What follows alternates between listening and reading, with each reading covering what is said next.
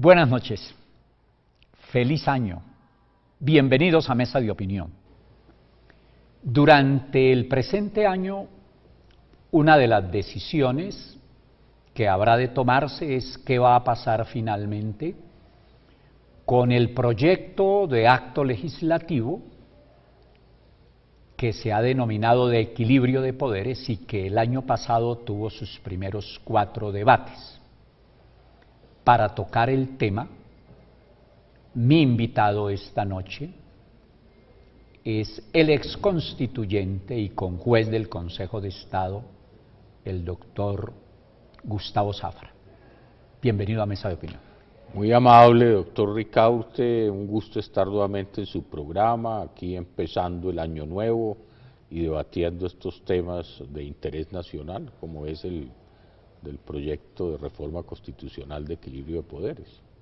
Por regla general se piensa que una reforma a la Constitución, que el tema de la Constitución, el tema de las leyes, eso es para abogados y esa es una de las cosas que hay que corregir. Una Constitución es como un programa para el Estado y para la sociedad. En la Constitución se encuentran las bases del Estado y por tanto de ella depende el destino de él y de la sociedad. Hablemos un poquito de eso, a ver si somos capaces, doctor Zafra, de interesar un tanto a nuestra importante teleaudiencia en torno de lo que debe pasar finalmente con un proyecto de esta naturaleza. Sí, como muy bien lo dice usted, doctor Ricaurte, una constitución debe ser accesible a todos los ciudadanos, porque realmente los destinatarios de ese mensaje que toda constitución trae, pues son los habitantes de la sociedad en un estado dado.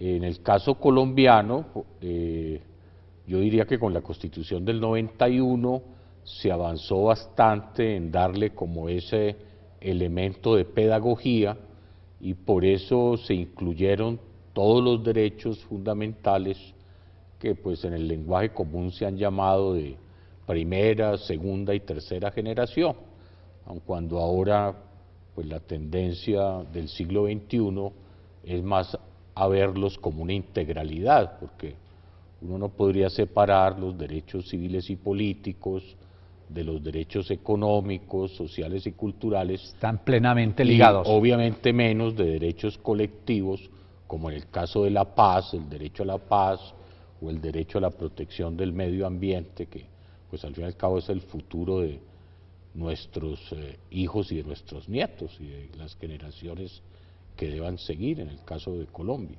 Entonces, eso para que, bueno, lo entendemos, pero para que nos ocupemos del tema, si la organización, si la estructura, si la base fundamental no es la más adecuada, pues el resto del ordenamiento jurídico tampoco será el óptimo.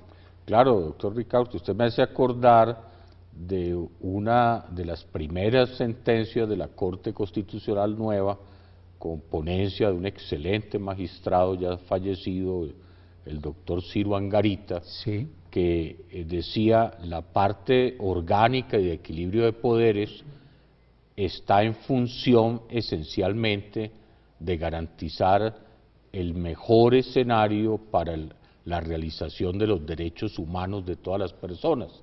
Entonces, si uno entiende que el equilibrio de poderes es una función para garantizar los derechos de todos los colombianos, o sea, el instrumento a través del cual se pueden hacer efectivos los derechos, pues ve la importancia del proyecto que se está tramitando en este momento en el Congreso, que ya fue objeto de una aprobación en 4 debates y que le quedan todavía 4 debates porque hay mucho que mejorar en ese proyecto, doctor Ricaurte, que nos preocupa obviamente a todos los colombianos, algunas todavía zonas grises, llamémoslo así, que están en ese proyecto.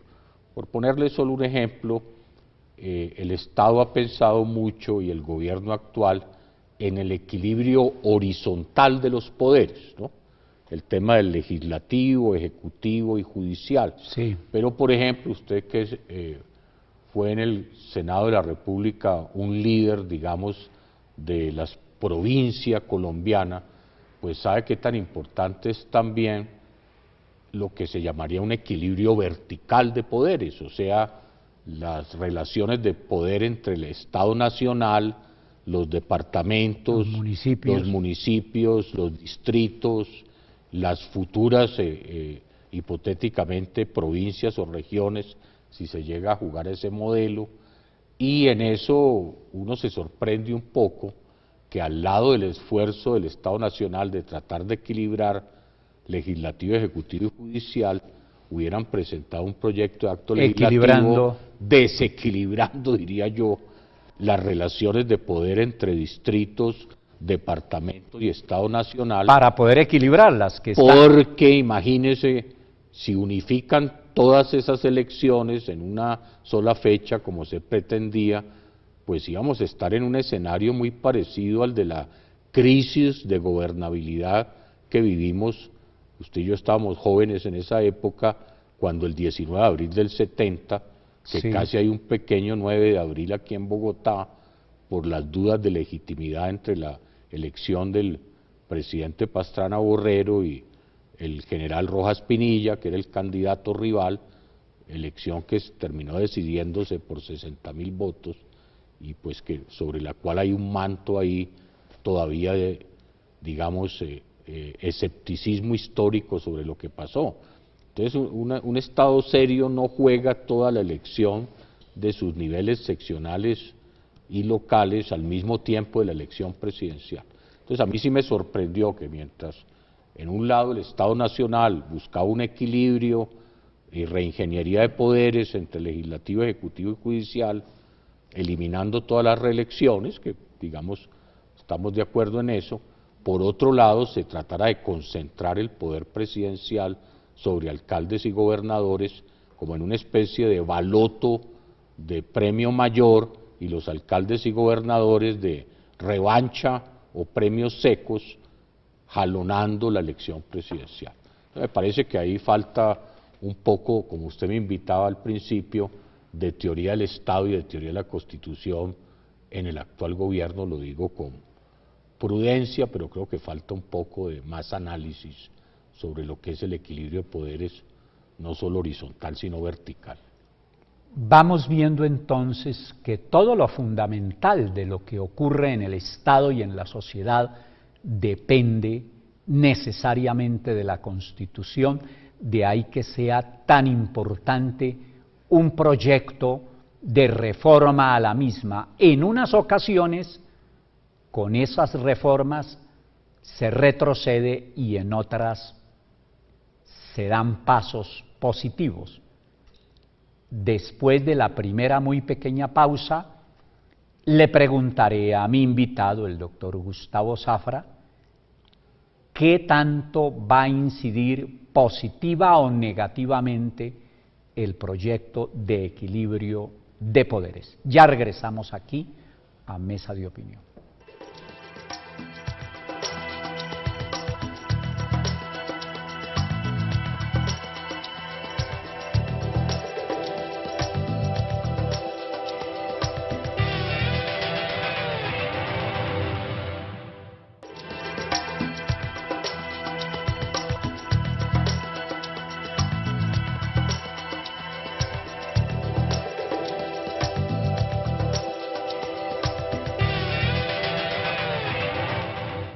Regresamos a Mesa de Opinión con nuestro invitado, el ex constituyente y conjuez del Consejo de Estado, el doctor Gustavo Zafra, y había dejado planteada una inquietud.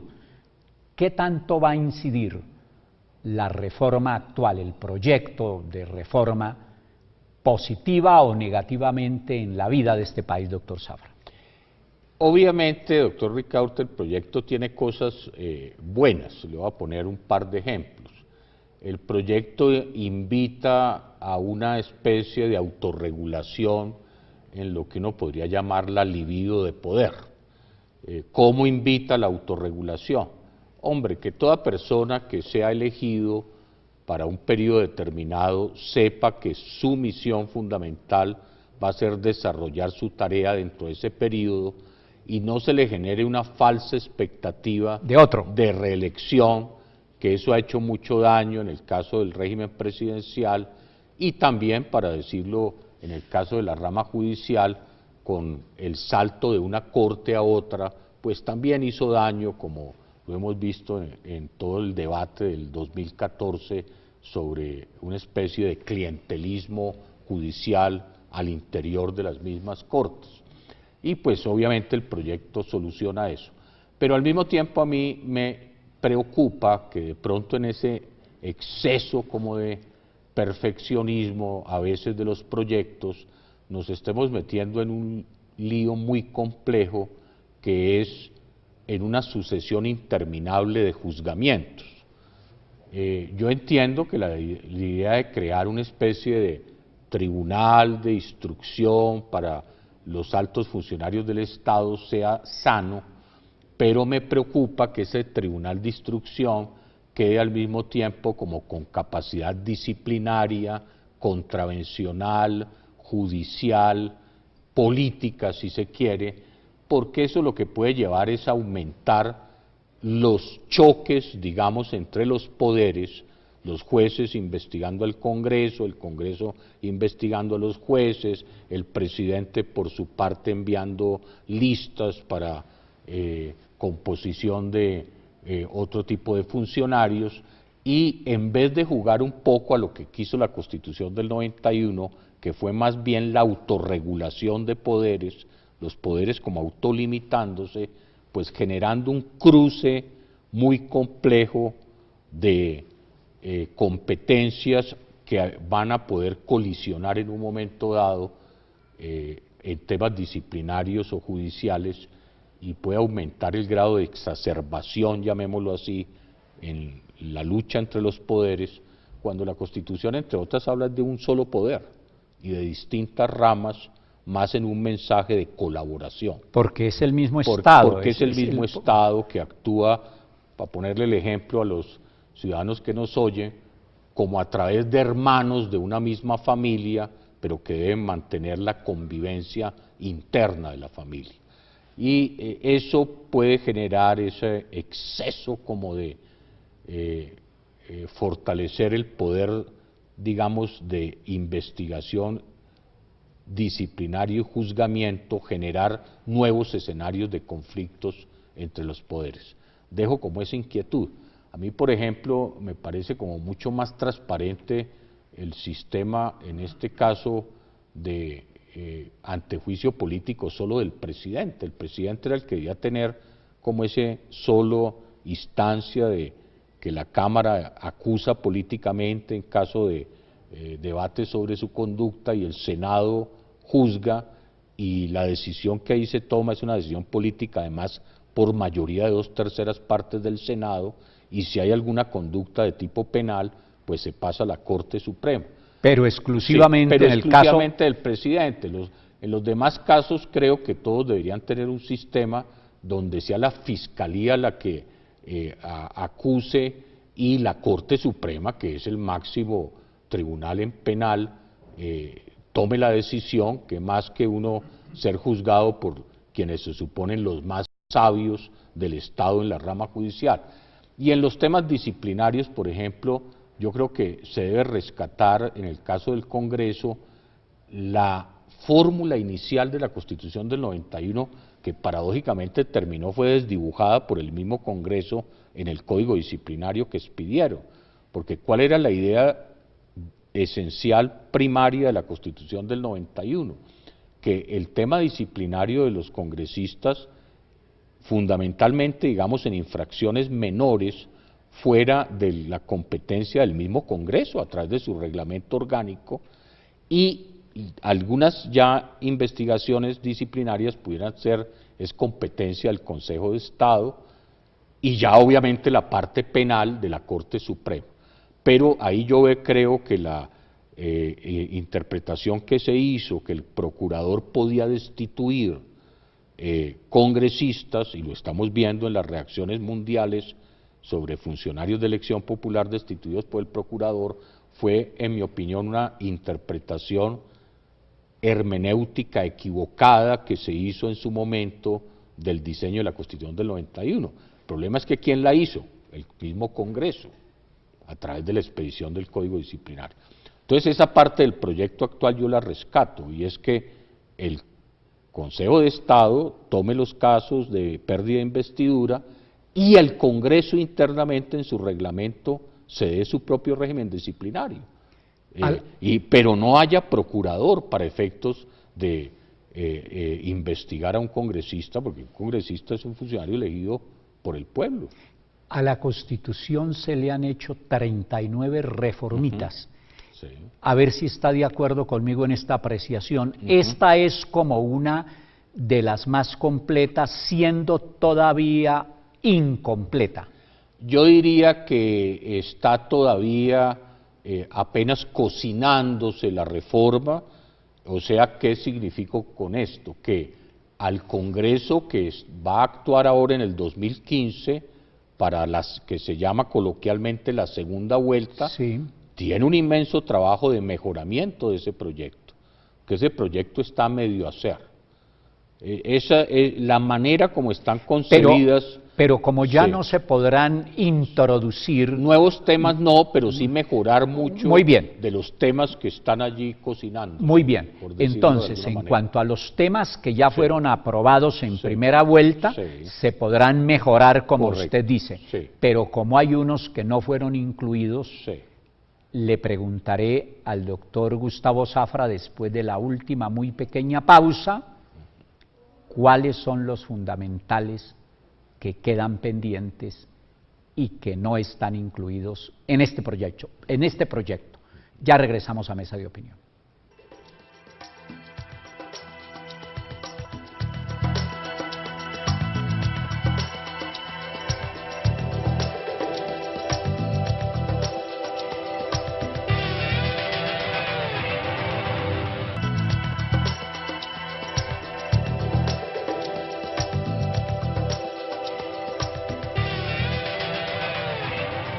Regresamos a la última parte de Mesa de Opinión. Doctor Gustavo Zafra, en lo esencial, ¿qué queda pendiente de lo que no se pudo incluir en el proyecto de equilibrio de poderes? Yo creo que en el proyecto que, por ejemplo, algunos le colaboramos al doctor Gómez Méndez, en la comisión que presidió el doctor Bernardo Gaitán Maecha, había unos temas de mejoramiento, sobre todo de la justicia, muy importantes. Uno primero era la presencia de jueces en todos los municipios del país. Es que si en los municipios del país no hay jueces, pues no hay Estado en esos municipios del país. Segundo, una pequeña reformita de un artículo de la Constitución que permitiera las pequeñas causas ser tramitadas sin necesidad de congestionar el sistema judicial penal.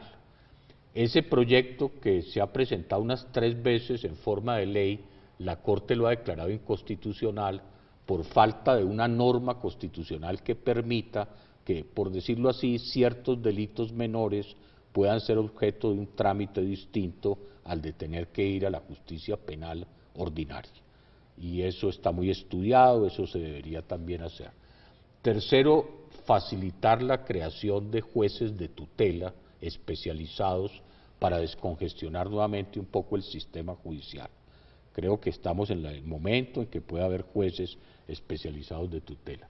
Y cuarto, obviamente, una mejor redistribución del talento humano del sistema judicial para que la justicia responda mejor al problema que se llama de congestión judicial. Pero mire, esos 4 temas sí necesitarían algunos pequeños ajustes constitucionales, otros ley estatutaria y otros que casi que son medidas administrativas. Bueno, pero mire, usted mencionó uno muy importante, es el del régimen territorial.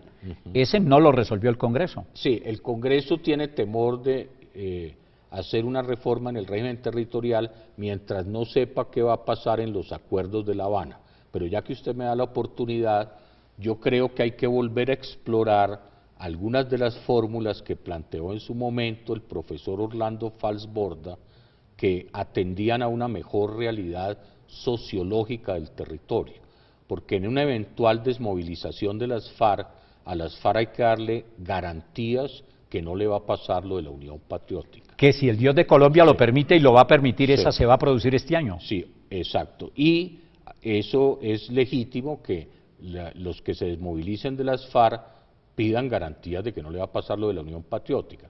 Por eso yo creo, y ahí toca usted un punto muy importante, yo sí me he vuelto un poco abanderado de ese tema. Qué bueno. Deberíamos volver al tema del sistema de diseño de la policía, que en el año 80, antes de la toma del Palacio de Justicia, doctor Ricaurte, antes de la toma del Palacio de Justicia, había propuesto el padre del general Oscar Naranjo, un gran general que fue director de la policía, para una policía más civil, más cercana al presidente de la República, que probablemente si ese diseño se hubiera hecho, otro hubiera sido el resultado en el caso de la toma del Palacio de Justicia, que hubiera podido manejarse más con unos criterios de policía que con unos criterios estrictamente militares.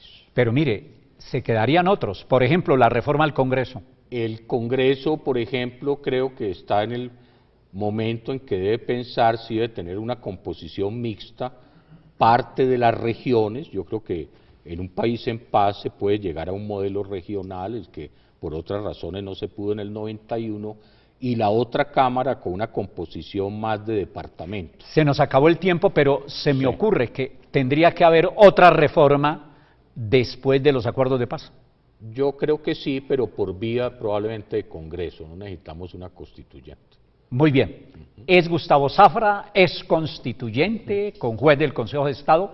Muchas gracias por haber venido, comenzando el año a Mesa de Opinión. Muy grato y un buen año para los amigos de Teleamiga y para usted personalmente y su familia, doctor Ricaurte. Gracias, lo propio, doctor Gustavo Zafra. A ustedes de nuevo mil gracias por darnos la oportunidad, o mejor, por habernos dado la oportunidad durante ya unos 8 años de compartir con ustedes estos ratos y por la que nos darán durante el presente año 2015. Reitero el saludo especial para todos y para todas. Que el Dios de Colombia nos dé mucha salud durante este año 2015. Nos vemos de hoy en 8 días. Hasta entonces, feliz noche, que descansen.